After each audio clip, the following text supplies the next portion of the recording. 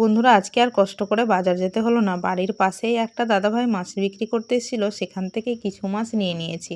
আর আজকের মাছগুলো ছিল একেবারে ছোট ছোট, তো মাছগুলোকে একেবারে ভালো করে ধুয়ে নিয়েছিলাম। দেখো বন্ধুরা, ভিডিও তো সবাই কষ্ট করে করি, কিন্তু ভিডিও করার পরে কেউ কারো ভিডিওতে লাইক কমেন্ট করতে চায় না, মানে হিংসেটা মানে মনে প্রচণ্ড।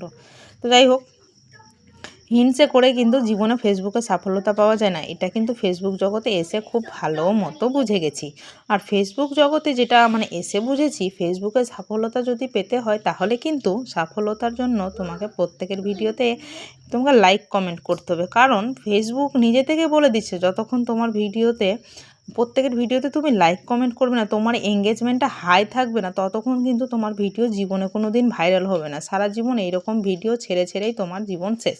তো যাই হোক, জীবনটাকে শেষ করে লাভ নেই। আমরা যেহেতু এসছি প্রত্যেকটা মানে ক্রিয়েটার এসে ছোট থেকে বড় যে কিছু একটা আর্নিং করব, এই আশাতেই কিন্তু ফেসবুকে প্রতিনিয়ত পোস্ট করেই যাচ্ছে, ভিডিও কষ্ট করে দিয়ে যাচ্ছে।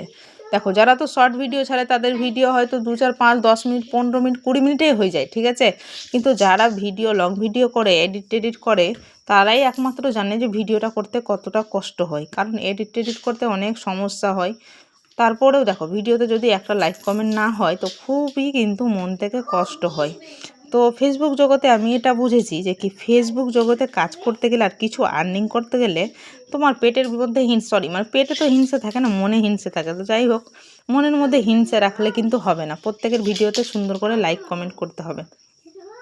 লাইক কমেন্ট করারই একমাত্র মানে সফলতার রাস্তা বলতে পারো। যত লাইক যত কমেন্ট তত কিন্তু তুমি বেশি পরিচিত হবে। আর পরিচিত হওয়ার কারণে প্রত্যেকে ধরো অন্যের ভিডিওতে কমেন্ট করলে কি হয়, ওখান থেকে অনেক বন্ধুও পাওয়া যায়। এটা কিন্তু খুব ভালো মতো মানে বুঝে গেছি।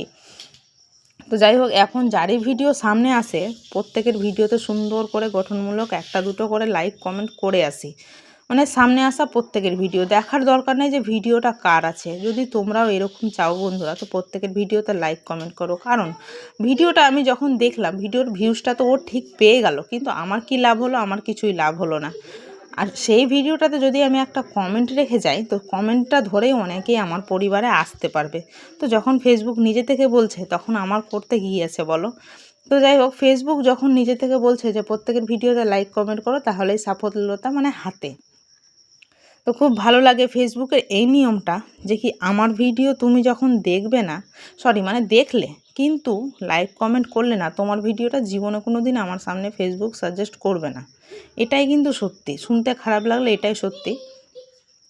যতক্ষণ তুমি ভিডিওতে লাইক কমেন্ট করবে না, সেই ভিডিওটা মানে তোমার ভিডিওটা কিন্তু তার কাছে কোনো দিন যাবে না। এটা কিন্তু ফেসবুক এই নিয়মটা করার কারণেই দেখো, মানে ফেসবুক জগতে যারা ভিডিও করে, ভালো ভিডিওতেও কোনো মানুষের অনেক লাইক কমেন্ট থাকে, আবার কিছু লোকের ভিডিও সেরকম খুব একটা ভালো না, তারপরেও দেখবে লাইক কমেন্ট থাকে। কেন জানো? কারণ এই নিয়মটা যে মানে একবার ধরে নিয়েছে যে প্রত্যেকের ভিডিওতে লাইক কমেন্ট করব তারপরেই সফলতা, তো তার ভিডিও অবশ্যই ভাইরাল হয়েছে, তার ভিডিও অবশ্যই ফর ইউতে চলেছে। দেখো, কার ভিডিও কখন ফর ইউতে চলবে কেউ বলতে পারবে না। ফর ইউতে চলা ভিডিওগুলো থেকেই কিন্তু বন্ধুত্ব পাওয়া যায়।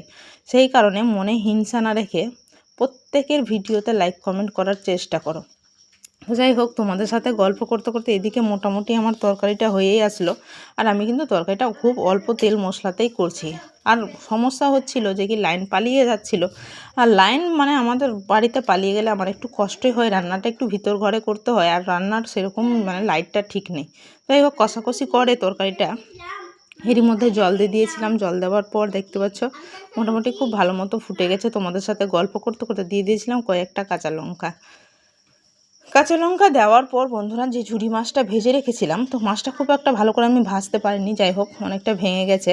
তো দিয়ে দিয়েছিলাম কিছুটা ফিশ মশলা ছিল বাড়িতেই, তো ফিশ মশলাটাকে দিয়ে সুন্দর করে ঝোলটাকে ফুটিয়ে নিয়েছিলাম। আর ছোটো মাছের ঝোল তো একটু পাতলা হলেই কিন্তু বেশ ভালো লাগে খেতে। আর এই সবজিতে কিন্তু মানে তরকারিতে দিয়েছিলাম কয়েকটা টমেটো টক লাগার জন্য। তো যাই হোক, তরকারিটা খুব ভালো মতো হয়ে গেছে। আর আজকের ভিডিওটা থেকে কী শিখলে বন্ধুরা অবশ্যই কমেন্ট করবে, কারণ প্রত্যেকের ভিডিওতে লাইক কমেন্ট করাটা খুব জরুরি। টাটা।